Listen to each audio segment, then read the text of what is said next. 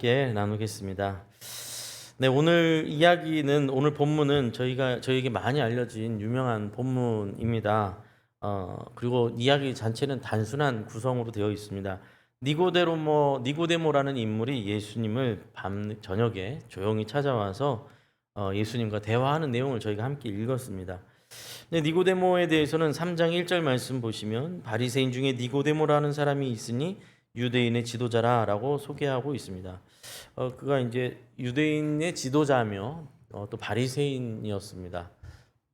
종교 지도자이기도 하고 유대인의 지도자이기도 했습니다. 아마도 이제 그는 그래도 상당한 그 유대인들 사회에서 상당한 이제 덕망받는 또 위치가 있는 그런 사람이었던 것으로 다들 보고 있습니다. 근데 이제 오늘 니고데모와의 대화를 이해하려면 그 앞전에 있었던 사건을 다시 한번 상기해야 합니다. 무슨 사건이냐면 2장 후반에 있었던 사건이 있죠. 예수님께서 유월절 맞이해서 성전에 가셨는데 성전뜰에서 장사를 하고 있었던, 그래서 예수님께서 그 성전을 다 뒤엎으시고 쫓아내셨던 사건을 저희가 기억합니다. 그 예수님께서 쫓아내시면서 내 아버지의 집으로 장사하는 집을 만들지 말라 분노하셨고 사람들은 어리둥절했습니다. 그리고 따지기도 했습니다. 아니 네가 이런 말까지 할 수 있다면 뭔가 그런 근거가 어디 있냐? 우리한테 뭔가 보여줘야 되는 거 아니냐? 뭐 어떤 증표라도 표적이라도 보여줘야 되는 거 아니냐? 이렇게 따지고 들었단 말이죠. 그러자 예수님께서 이렇게 대답하셨죠. 너희가 이 성전을 헐어라. 이제 헤롯 대왕이 지었던 어마어마하게 의리의리했던 그 성전을 가리키면서 말씀하셨던 것 같아요. 내가 이 성전을 사흘 만에 다시 일으키겠다. 그러자 그들이 더 어이없어 하죠. 아니 이 성전 46년 동안 지은 성전인데 무슨 수로 당신이 3일 만에 다시 짓겠다고 말하는 거냐? 그러나 이제 성경은 뒤에 성경을 기록하고 있는 사도 요한은 이렇게 해설을 하고 있죠. 그 말씀은 예수님께서 십자가의 죽으심과 3일 만에 부활하심을 말씀하시는 거였다. 이제 이 모든 일을 겪고 나서 사도 요한이 그것을 해설로 붙여놓은 것이죠. 그리고 이 유월절 기간에 예수님께서 많은 표적들을 행하셨고 사람들은 예수님을 이제 많이 따랐다고 되어 있습니다. 그런데 여전히 사람들은 어떤 한계에 부딪혀 있었습니다. 무슨 한계에 부딪혀 있었냐면 예수님의 표적을 보고 제가 많이 말씀드렸잖아요. 표적이 목적이 아니고 표적을 통해서 본질을 다가가야 되는데 사람들은 표적에 많이 머물러 있었습니다. 여전히 표적이. 아까도 그래서 예수님께서 말씀하시니까 표적을 보는 게 아니라 당신 어떻게 그런 말을 할 수 있어? 혹은 당신 어떻게 저 성전을 다시 짓는다 말에 예수님께서 하시는 그 일들에 집중하고 있는 거죠. 표적 자체에 관심을 가지고 있고 또 그 표적이 자신들에게 맞을 때는 자신들의 필요에 맞을 때는 예수님을 엄청 따르기도 하는 겁니다. 이분이야말로 병을 고쳐 주셨으니 그죠? 병을 고쳐 주셨으니 뭐 내 병도 고쳐 주시지 않겠는가? 오병이어 사건 보니까 우리 먹고 살 문제는 이분 때문에 해결될 수 있겠구나. 쫓아다니게 되는 거죠. 그런 어떤 사람들 속에서 오늘 니고데모라는 이 인물은 굉장히 저는 이제 초반에 훌륭한 사람이라고 저는 봅니다. 그래도 굉장히 훌륭한 사람이다. 왜냐면요, 이제 이 니고데모는 그 표적 너머를 그래도 본 사람이에요. 그 표적 너머를. 자, 한번 2절 말씀 한번 볼까요? 2절 말씀. 그가 찾아와서 예수님께 말하는 내용입니다. 2절 함께 있습니다. 시작. 그가 밤에 예수께 와서 이르되 라피여 우리가 당신은 하나님께로부터 오신 선생인 줄 아나이다. 하나님이 함께 하시지 아니하시면 당신이 행하시는 이 표적을 아무도 할 수 없음이니이다. 네, 두 가지를 볼 수 있는데요. 첫 번째는 니고데모가 자기 혼자만의 생각으로 온 건 아니라는 걸 이제 깨닫고 보여줍니다. 그 뭐라고 말하고 있죠? 우리가 당신은 이러면서 우리가라고 표현하고 있어요. 그래서 니고데모뿐만 아니라 니고데모와 속한 사람들이 좀 있는 것 같아요. 니고데모가 속한 사람들 중에 예수님을 보니까 예수님이 표적을 보니까 이분이 그냥 기적을 행하는 사람이 아니라 그 너머에 뭔가가 있는 거다라고 본 거예요. 그래서 뭐라고 말하고 있죠? 이 표적을 행하는 걸 보니 당신은 하나님께서 함께 하시는 분, 하나님이 당신을 보낸 사람이라는 걸 우리가 알게 됐다. 깨달았다. 그렇게 찾아온 거예요.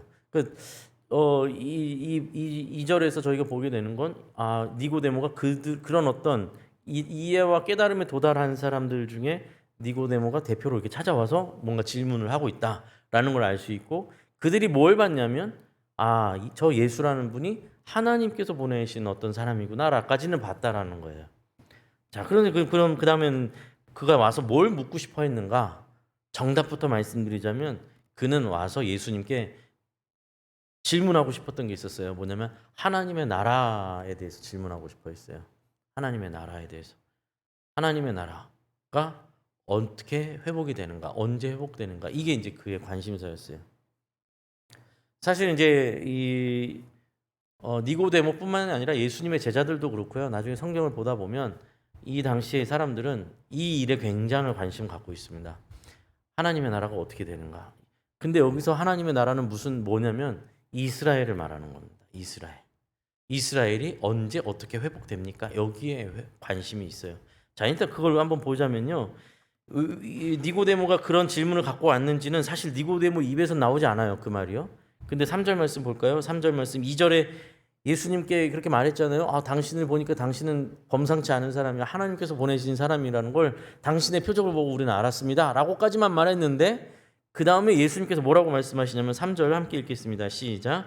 예수께서 대답하여 이르시되 진실로 진실로 내게 이르노니 사람이 거듭나지 아니하면 하나님의 나라를 볼 볼 수 수 없느니라. 없느니라. 아니 당신이 정말 대단한 분인 걸 알았습니다. 당신은 하나님께서 함께 하시는 분인 줄 알았습니다. 라고 했는데 갑자기 예수님께서 하나님의 나라를 갑자기 얘기하시죠. 대답하신다고 하면서요.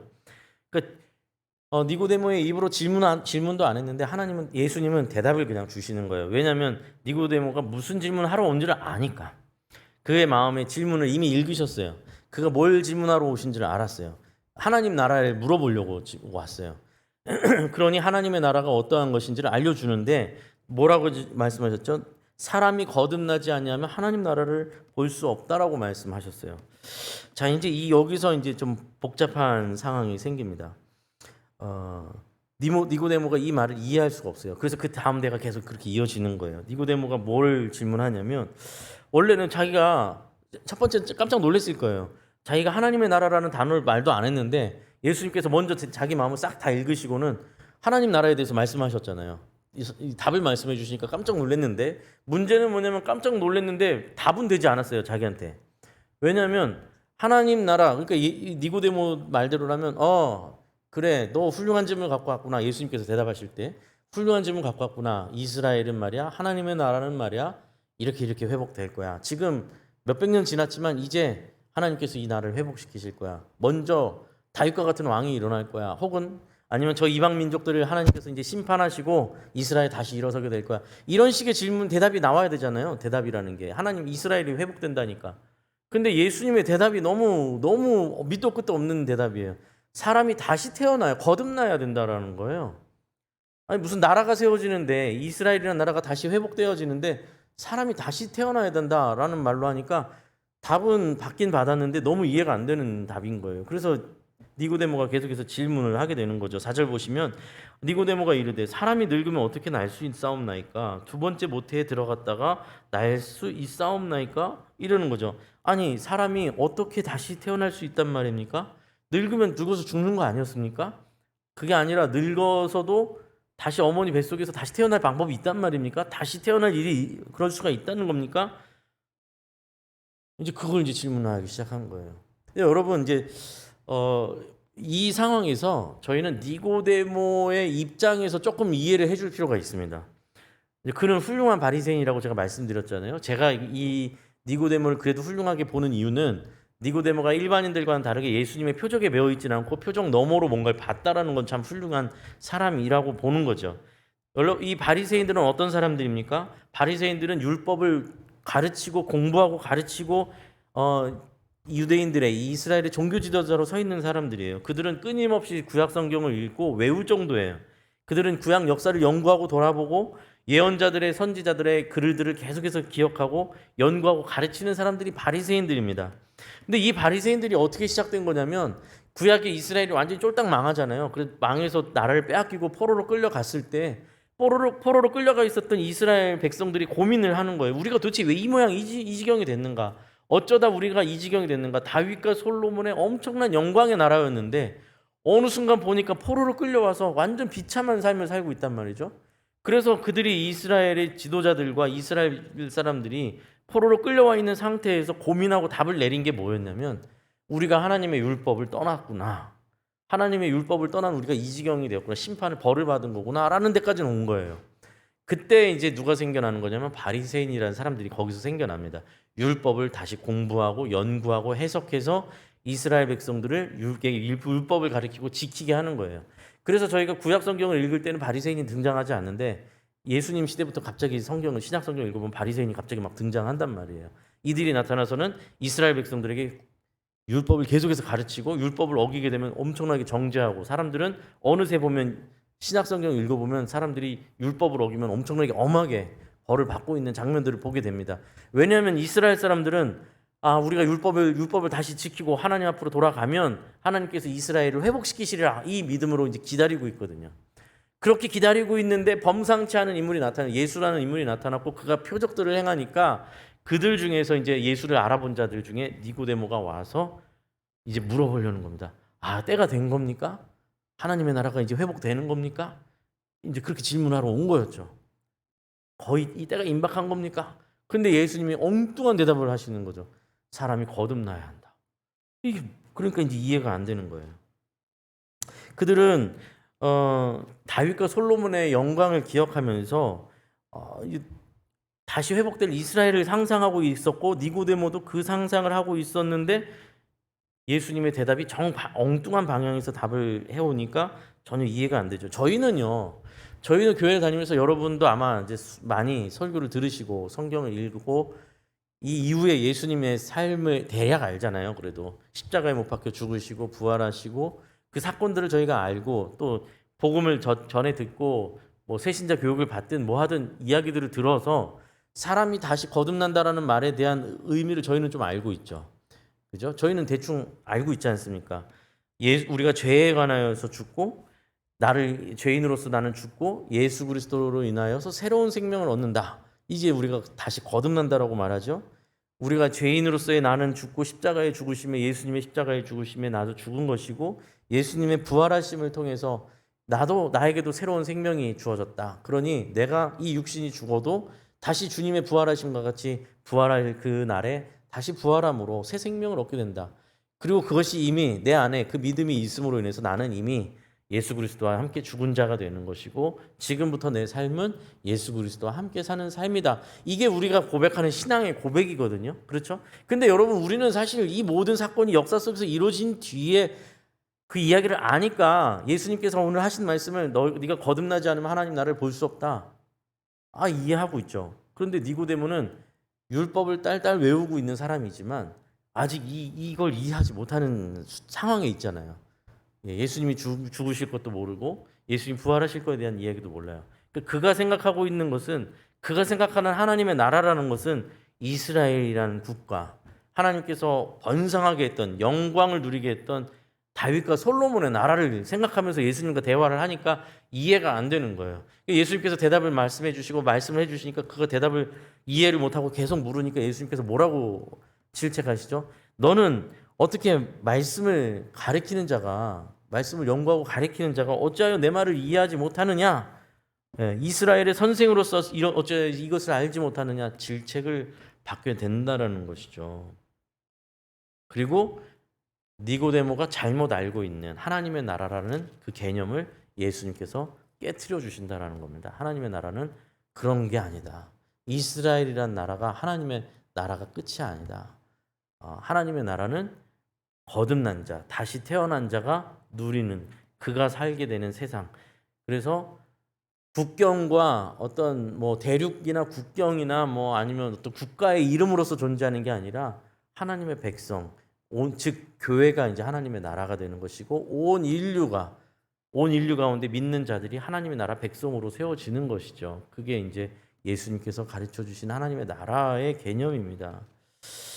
그 내용이 이제 오늘 21장까지의 가장 큰 핵심적인 내용 중에 하나예요. 근데 이제부터는 조금 어려운 이야기를 이제 이 실제적인 이야기를 조금 함께 나누려고 합니다. 이 대화를 근거로 좀 이야기를 하려고 합니다. 저희가 이제 코로나 시대를 지나왔고 여전히 지나가고 있죠. 지금도 보니까 이렇게 계속해서 이 확진자는 확 늘어나기도 하는데요. 그러나 이제 저희 사회 전반적으로는 일상에서 코로나를 두려워해서 격리를 하거나 지금 뭐 간격을 두거나 이러고 있지는 않잖아요. 이제 어느 정도 일상으로 돌아온 것을 그런 삶을 저희가 살고 있습니다. 그런데 이제 사실 지난 몇 년간 한 3년 정도 코로나로 인해서 전 세계가 들썩이고 고생을 많이 했죠. 그리고 그 속에서 한국 교회는 굉장히 복잡한 시간을 걸어왔습니다. 아마 여기 계신 분들 다 하루하루가 너무 이제 복잡하다 보니 아마 잊어버리셨을 수도 있는데 저는 사실 목사다 보니까 교회의 이 일들과 예배와 뭐 이 상황들이 너무 엄청 저도 예민할 수밖에 없잖아요. 그러니까 교계와 뭐 기독교 교계 또 사회 뉴스 코로나 상황들이 굉장히 민감하게 3년을 지나왔습니다. 보면서 지나왔습니다. 근데 이제 사실 이제 냉정하게 말씀드려서 이 3년간에 한국 교회가 사회 속에서 굉장히 고립되기도 하고 지탄을 받는 그런 일들이 몇 번 반복됐어요. 기억하시는지 모르겠습니다. 그리고 이제 뭐 예를 들면 뭐 어떤 이제 설교 중에 어떤 그 교회 목사님들이 설교 중에 뭐 이런 얘기들을 막 하시죠. 큰 교회인데도 이렇게 큰 교회 규모에서 이제 설교하고 우리는 믿음으로 코로나를 이겨낼 수 있다. 그래서 우리 교회는 코로나에 안 걸린다. 이제 이런 막 설교 중에 이런 막 말씀을 하셨어요. 그리고 또 우리 교회는 코로나에 걸리지 않는다. 뭐 이런 식으로 이렇게 선포를 막 하셨단 말이에요. 근데 이제 그런 상상을 해봅니다. 그렇게 했는데 진짜 그 교회에서 한 명도 그 정말 많은 수천 명 교회에서 한 명도 코로나 안 걸렸으면 아마 진짜 뉴스에 났을지도 몰라요 나중에. 그렇죠? 진짜 그 교회가 정말로 코로나 안 걸렸다. 정말 믿음이 대단한 사람들이고 하나님이 그 교회를 지키셨나 보다.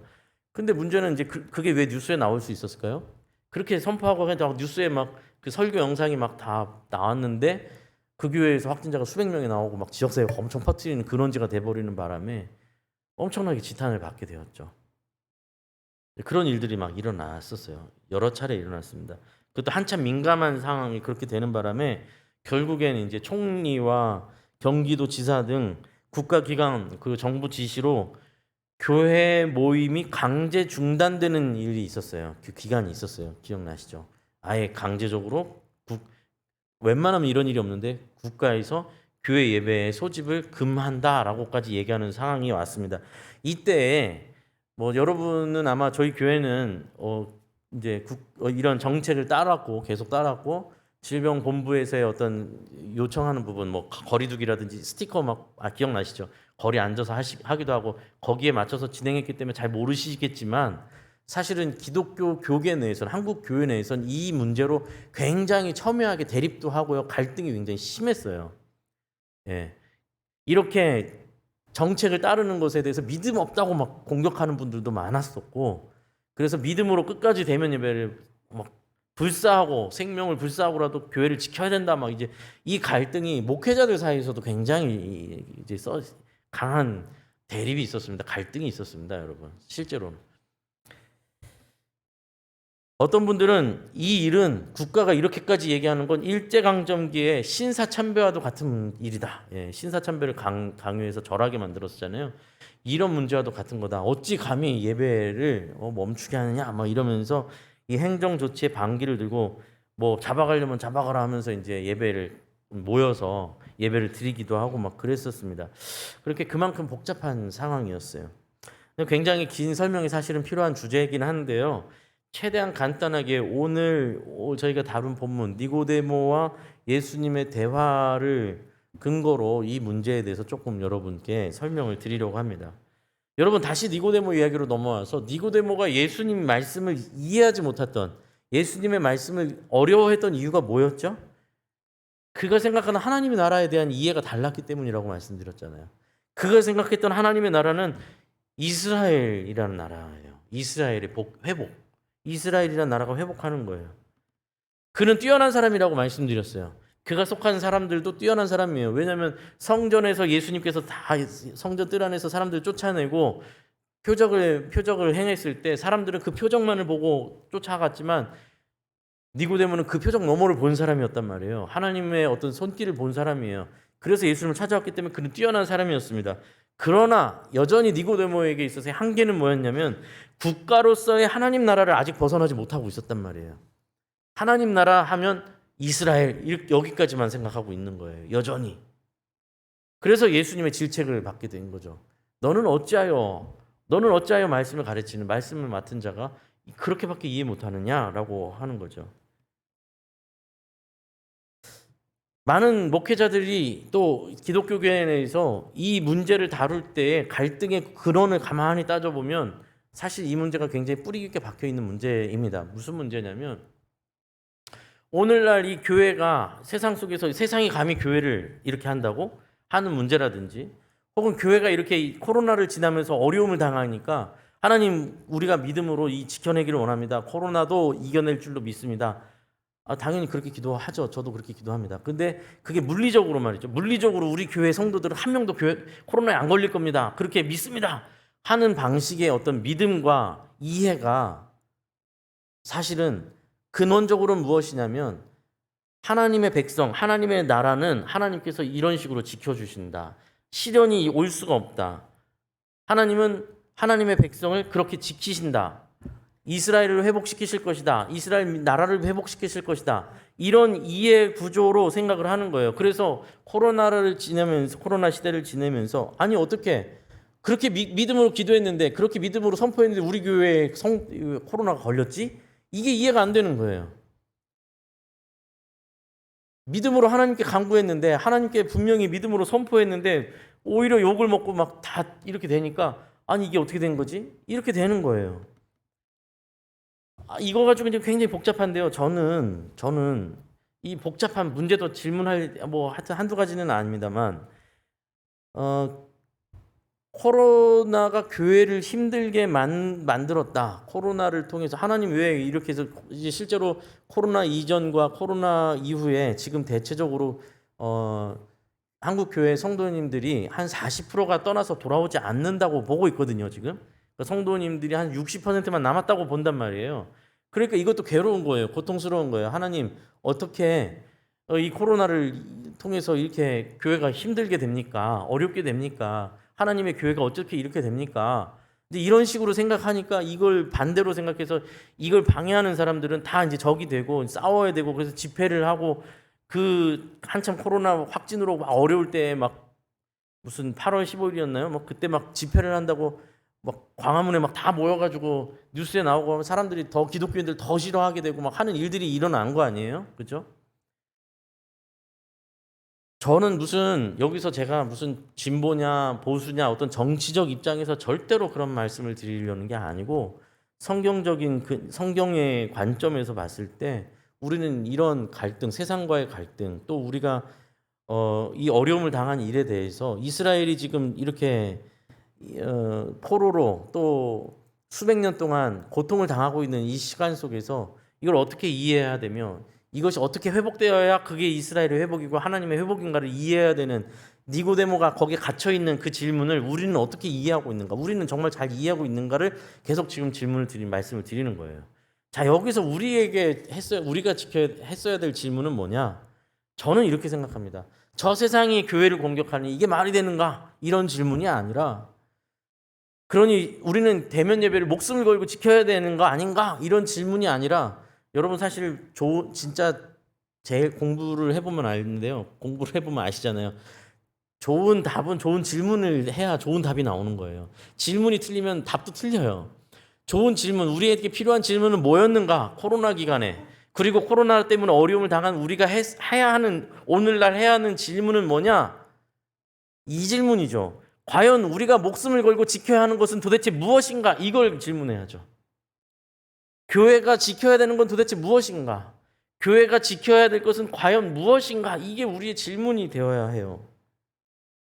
니고데모는 율법과 하나님 나라라는 것이 율법과 이스라엘이 재건되는 걸 하나님의 나라라고 생각하고 찾아왔어요. 율법을 통해서 이스라엘이 구원받는 것. 이스라엘이 나라를 다시 세워서 영광스러운 다윗의 나라를 세우는 것처럼 그렇게 될 것을 기대했어요. 그래서 율법주의, 이제 사실 그게 율법주의죠. 예수님은 그렇게 율법주의를 기준으로 율법을 지켜서 구원을 받고 하나님의 나라가 다시 세워지는 이스라엘이 다시 세워지는 그들의 간절한 소망을 가지고 예수님 앞에 나왔으나 예수님은 아니다. 그게 아니다. 율법은 너희를 죄인으로 죽게 만드는 건 죽음을 너희가 죽을 수밖에 없는 존재라는 걸 깨닫게 하는 존재이지 너희의 구원은 율법에서 오는 것이 아니라 하나님의 은혜와 하나님의 생명에서 나오는 것이다 라고 말씀하시는 거예요. 그래서 저희가 한번 16절 3장 16절 17절 말씀 함께 읽어볼게요. 3장 16절 17절 함께 있습니다. 시작. 하나님이 세상을 이처럼 사랑하사 독생자를 주셨으니 이는 그를 믿는 자마다 멸망하지 않고 영생을 얻게 하려 하심이라. 하나님이 그 아들을 세상에 보내신 것은 세상을 심판하려 하심이 아니요 그로 말미암아 세상이 구원을 받게 하려 하심이니라. 아멘.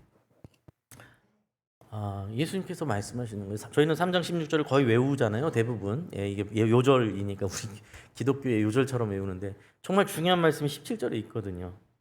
하나님이 그 아들을 세상에 보내신 것은 내가 이 땅에 예수님 하시는 말씀이니까요. 내가 이 땅에 온 것은 너희를 심판하러 온 것이 아니라 구원코자 온 것이다. 율법은 심판의 기준이고요. 율법 앞에 선 사람은 모두 죽을 수밖에 없고 죄인일 수밖에 없는데 그걸 목적으로 내가 왔다고 너 착각하지 마라. 그게 아니라 나는 구원코자 왔다. 하나님께서 구원코자 보냈다. 그러니 구원은 어떻게 이루어질까요? 죄인으로서의 나는 죽어야 하고 하나님의 은혜로 예수님의 그 다시 사심의 은혜로 말미암아 너희를 다시 구원코자 하는 구원이 목적이다 라는 것을 예수님께서 말씀하고 계신 겁니다. 기독교는 구원의 종교입니다. 심판이 목적이 아닙니다. 심판은요 구원을 이루기 위한 과정이에요. 심판이 목적이 아닙니다. 코로나로 이제 저희가 교회가 위기가 닥쳤다 뭐 이렇게 얘기를 하는데 사실 교회의 위기는 코로나 이전부터 계속 감지되었던 얘기고 회자되었던 이야기입니다. 코로나로 인해서 모이기 힘든 상황이 어려움으로 닥친 것도 사실이지만 이미 코로나 이전에 성도들은 계속해서 급속도로 줄고 있었고요. 특히 젊은 세대는 이미 젊은 세대들의 교회 이탈 현상은 아주 매우 급속도로 진행되고 있었습니다, 여러분. 모두가 알고 있는 이야기예요. 외면하는 진실이죠. 사실은 예견돼 있었던 얘기입니다. 세상이 교회를 탄압했기 때문에 교회가 무너지는 게 아니고요, 여러분. 교회가 내부에서부터 무너지고 있었던 겁니다. 이게 제일 중요한 거예요. 교회가 내부로부터 무너지고 있다. 그러니 우리가 싸워야 될 대상은 저 세상이 아니고 실제적으로는요. 우리 교회 내부를 무너뜨리고 있는 그 문제에 대해서 싸워야 한다는 겁니다. 그래야 교회가 세워지는 겁니다. 그럼 교회 내부를 정말로 교회가 내부부터 무너지고 있는 근본적인 무너짐은 어디서부터 시작되는 걸까요? 이 부분이 정말 제일 중요한 부분이겠죠? 제일 중요한 것은 바로 딴 게 아니라 거듭난 사람들이 모이는 것이 다시 태어난 사람들이 모인 것이 교회여야 하는데 다시 태어나지 않는다라는 게 문제가 있는 거죠. 그저 옛사람 그대로 살면서 교회에 와서 앉아 있다고 교회가 될 수 없다라는 거죠.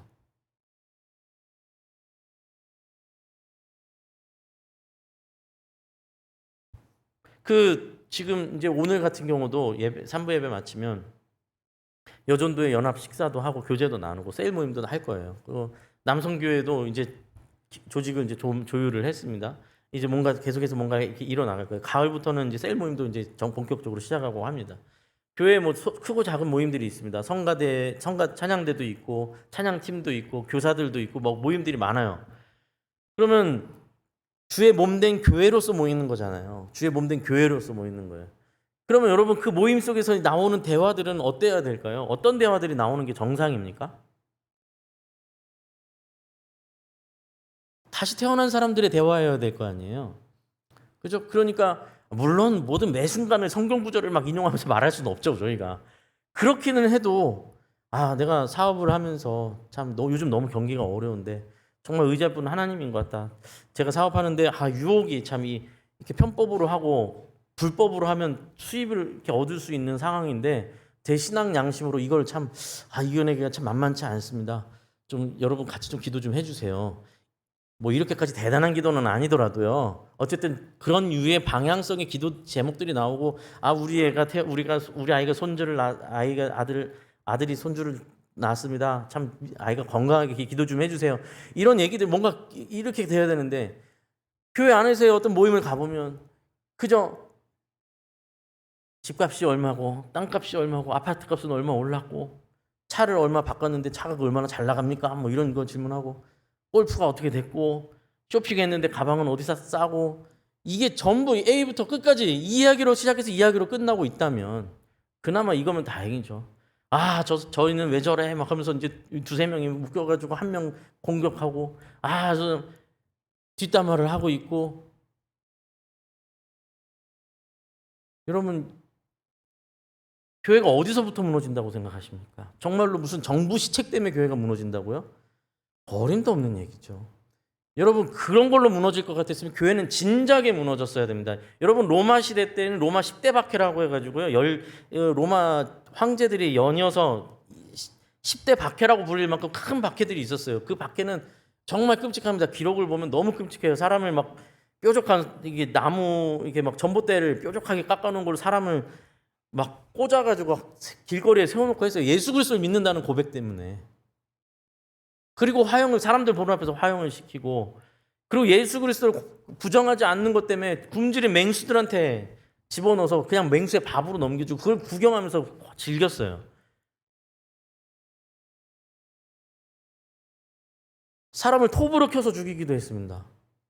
예수 그리스도를 고백한다는 그 이유 하나만으로.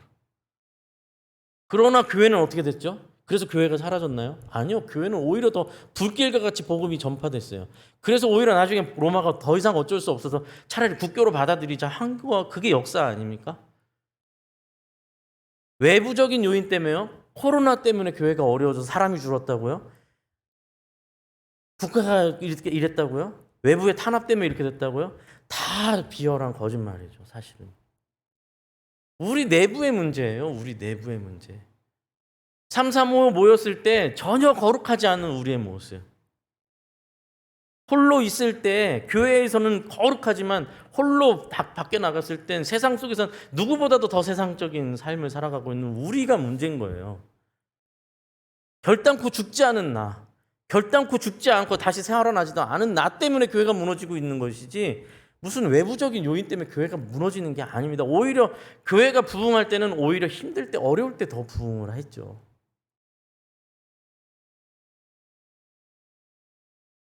그러니 저희가 이 니고데모의 대화를 통해서 저희가 판단하고 배워야 될 것은 우리도 그 생각에 갇히시면 안 됩니다. 여러분 이런 어떤 신앙도요, 이런 신학적 입장도 스펙트럼이 굉장히 이렇게 넓어요. 그래서 이제 굳이 저는 진보란 표현도 별로 안 좋아하고 보수란 표현도 별로 안 좋아합니다. 이게 사람은 복잡한 존재지 그렇게 단순하게 말할 수 있는 존재는 아닌데 어떤 이런 신앙에 있어서도요, 소위 진보라고 스스로 진보라고 착각하는 분들 중에는 이런 분도 있었어요. 저는 예전에 사역했던 교회에서 심지어 교육부서 부장님인데 부장 집사님이시죠. 안수 집사님이신데 교사들하고 이렇게 얘기하다가 그런 말씀을 하시는 교사들한테 이런 얘기를 떳떳하게 얘기하는 거예요. 나는 그 예수를 신으로 믿지는 않지만 예수의 정신을 가장 존엄한 것으로 믿고 따른다고. 얼마나 놀랄 얘기예요. 예수님을 신으로 믿지 않는 거예요. 예수님을 성인으로 믿는 거예요. 근데 그런 분이 안수 집사가 되고 그런 분이 교사가 아니라 부장 집사로 있는 거예요. 어디서부터 교회가 무너진다고요? 거기서부터 교회가 무너지는 거예요. 반대 지점은 어떤 지점이 있냐면 아까 말씀드렸던 무슨 그런 집회, 기독교 집회에 가보면 희한한 장면이 있죠. 태극기를 휘둘러요. 그러다가 보면 또 가만히 보면 미국 국기를 흔들어요. 성조기를 흔들어요. 그것도 정말 이상한데 더 이상한 건 뭐냐면 이스라엘 국기를 흔들고 있어요. 이거는 여러분 보수와 진보의 문제가 아니고요. 아예 성경을 제대로 이해 못해서 그렇게 하고 있는 거예요. 거의 똑같은 거예요. 예수님을 하나의 성인으로 그의 정신을 받들겠다고 말하는 건 복음을 이해하지 못한 것이고요. 마찬가지로 무슨 이스라엘 국기를 흔들고 있고 미국 국기를 흔들고 있다라는 건 여전히 민족주의, 우리나라 민족주의 혹은 미국을 통해서 받은 복음, 이스라엘 회복 여기 여전히 이 국가 오늘 예수님께서 니고데모를 혼내고 있는데도 그 개념을 못 깨트리고 이게 아니고 여러분 하나님의 나라는 어디서 시작된다고요? 우리 자신에서부터, 우리 내면에서부터. 우리가 하나님 앞에 죽고 하나님 앞에 예수 그리스도를 의지하여 이제 죄인으로서의 나는 죽고 주님이 내 삶의 주인이십니다. 내 욕망, 내 생각이 내가 아니고 그게 내 삶을 인도하는 키가 아니고 예수 그리스도의 보혈과 예수 그리스도를 통해서 받은 이 구원의 복음, 하나님의 은혜를 의지하여 나는 이제부터 살아갑니다. 내 주인은 내가 아니고 주님이십니다. 에서부터 시작되는 게 하나님의 나라고, 그 하나님의 나라의 백성은 국경이 있는 게 아니고 태극기를 흔들 얘기가 아니라 미국 성조기를 흔들 얘기가 아니라 온 세계 열방에 피부색이 다르고 언어가 다르고 어떤 민족이라 할지라도 그가 예수 그리스도를 주로 진짜로 그렇게 고백하고 하나님의 백성이 되는 순간 그곳이 하나님의 나라가 세워지는 거예요. 네. 그리고요. 죄송합니다. 이렇게 열내서 너무 죄송해요. 근데 여러분 사실 지금 한국 교회가 너무너무 위기잖아요. 사실 암담해요. 그리고 이제 솔직하게 제가 봤을 때는 이제 한국 교회는 하나님이 남기실 교회와 하나님이 흩으실 교회밖에 없는 것 같아요. 무슨 말씀이냐면 이스라엘도요. 여러분 이스라엘을 잘 기억하세요. 이스라엘이란 나라가 사실 구약에는 교회라고 보시면 돼요. 구약 교회는 이스라엘이에요. 이스라엘은 나라를 하나님께서 교회로 세우신 거였죠. 그런데 하나님께서 그 이스라엘을 어떻게 하셨어요? 역사 속에서 완전히 망하게 하셨어요. 그래서 이스라엘을 뺏으셨어요, 하나님께서. 그리고 흩어버리셨잖아요. 그래서 지금 이 지경이 됐잖아요. 지금 오늘 읽고 있는 성경에 로마 제국 안에서 신음하는 상태가 됐잖아요. 여러분 그 시대에 솔로몬과 다윗의 솔로몬 시대의 이스라엘은 그 열방 속에서 정말 위대한 나라였어요. 주변국이 굉장히 두려워했던 나라예요. 이스라엘은 전쟁을 지지를 않으니까 다윗 시대부터는. 그래서 여러분 솔로몬이 무슨 1000명의 막 후궁을 뒀잖아요. 그게 1000명의 후궁을 둘 수 있었던 게 무슨 솔로몬, 물론 나중에 그게 이제 잘못됐지만요. 옆에 있는 조그만 나라들이 다 평화협정을 맺으려고 공주를 자꾸 보내는 거예요. 그래서 공주가 가서 솔로몬의 후궁이 되면 적어도 우리나라를 맞서 싸우지 않을 거 아니에요. 그만큼 위세가 대단할 게 이스라엘이었단 말이에요. 그런데 이스라엘이 어떻게 됩니까? 몇백 년 버티지도 못하고 완전히 가루가 돼서 흩어져 버리고 끔찍하게 망하잖아요. 그게 여러분 이스라엘의 치욕이 아니라 하나님의 치욕이었단 말이에요. 그 시대에는. 왜냐하면 그 시대는 그 신과의 전쟁이었기 때문에 이스라엘이 그렇게까지 쫄딱 망할 때 누가 제일 조롱을 많이 받았냐면 하나님이 조롱을 제일 많이 받았단 말이에요. 이스라엘이 망할 때 하나님이 수치를 당하시는 거예요. 저 이스라엘 봐라. 저 이스라엘 망하는 거 보니 저들이 말했던 야훼가 아무것도 아니었지 않냐. 하나님이 수치를 받으시는데 하나님이 수치를 받으시면서도 뭘 했다고요? 이스라엘 망하게 하셨다고요. 이스라엘 망하게 하신 게 하나님이시잖아요. 왜 하나님께서 그 귀한 이스라엘을 망하게 하셨죠? 진짜로 이스라엘을 살리셔야 되니까. 참 이스라엘, 참 하나님의 나라를 세워야 되니까. 오늘날 한국 교회가 이렇게 어렵고 힘들어요. 제가 봤을 때 5년 뒤, 10년 뒤에 남아있을 교회, 남을 수 있는 교회, 하나님께서 그 교회를 찾으실 거예요, 분명히. 그 교회는 무슨 프로그램을 화려하게 해서 남는 교회가 아니고 북적북적하기 때문에 무조건 교회도 아니고 무슨 대단한 걸 해서가 아니라 아까 말씀드렸던 지금 계속해서 말씀드린 것처럼 한 사람 한 사람이 정말 하나님 나라 백성으로서 서 있는 교회가 남게 될 거예요. 그렇지 않겠습니까? 그러니 여러분 저희가 누군지를 기억하십시오. 저희를 통해서 하나님이 수치를 받으실 수도 있고 저희를 통해서 하나님이 영광을 받으시길 원하시는 거예요. 남 탓을 하지 마시고 핑계를 대지 마셔야 됩니다. 우리 교회가 이래서도 아니고 세상이 이래서도 아니고 코로나 때문에도 아니에요. 우리 자신이 내가 하나님의 백성으로 서 있는가의 문제입니다. 우리가 그렇게 돼야 됩니다. 우리 교회가 그렇게 돼야 돼요. 그래서 좀 낯간지럽죠. 사실 저희가 신앙적 대화하는 거 이런 것도 어렵고요. 또 나 하나도 일주일 동안 너무 살다 와서 이렇게 신앙생활하는 것도 힘든데 주변을 돌아보는 것도 굉장히 힘든 이야기이긴 하지만 그러나 여러분 우리가 살고 있는 이 생명은 우리 것이 아니지 않습니까? 더 이상 우리 게 아니지 않습니까? 그 고백으로 저희가 여기 있는 거 아닙니까? 그렇다면 하나님께서 내 인생을, 내 삶을 어떻게 쓰기를 원하시는지 끊임없이 질문하셔야 되고 내가 어떤 관점으로 살아야 될지 내게 주어진 이 직장과 이 일과 가정 속에서 나는 어떤 존재인지 3, 4, 5 모였을 때 이 사람들이 누군가를 막 이렇게 막 뒤에 담화를 하고 있을 때 나는 도대체 그 속에서 어떤 존재여야 되는지를 고민하셔야죠. 그냥 이야기가 그냥 교회로 모였는데 교회에서 모였는데 그냥 그 예전에 아이고 이런 얘기 자꾸 이런 좋지 않은 이야기지만 가슴 아픈 이야기지만 뭐 저희 이야기니까요. 예전에 제가 섬겼던 교회에서 청년이 대학원생이 있었어요. 예수를 늦게 믿었어요. 대학생 때 예수를 믿고 뜨거운 마음에 예수님 믿고 막 불타올랐어요. 굉장히 수재였어요. 우리나라에서 제일 뭐 아시죠? 제일 똑똑하다는 대학 나와서 그 대학원의 박사과정이었어요. 근데 이 친구가 이제 중국에 있을 때 얘기입니다. 이 친구가 이제 중국에 와서 박사과정을 중국에서 하고 있었습니다.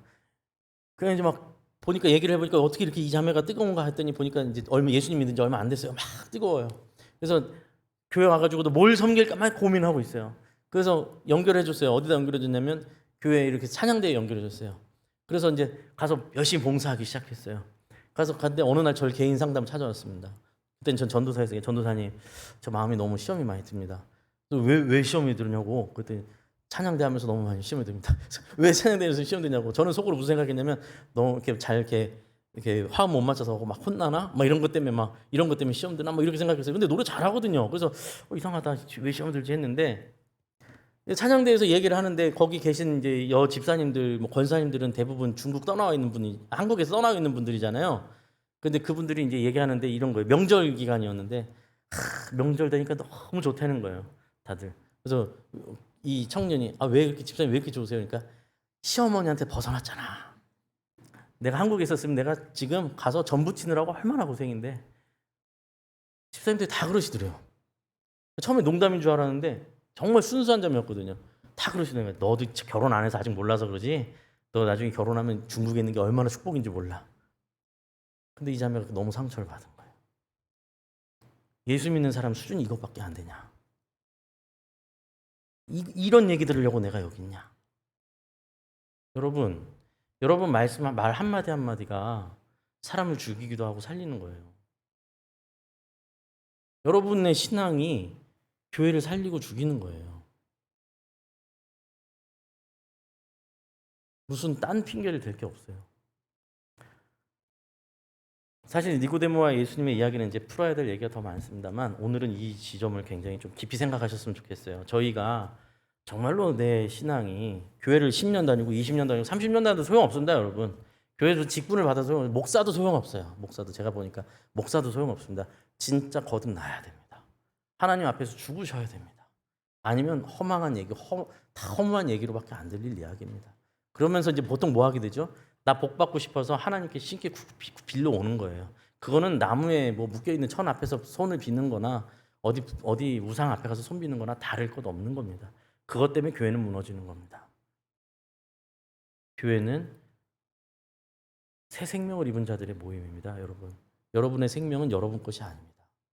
하나님 것입니다. 그 고백을 가지고 살아가는 저와 사랑하는 성도님들 되시기를 간절히 소원합니다. 기도하겠습니다.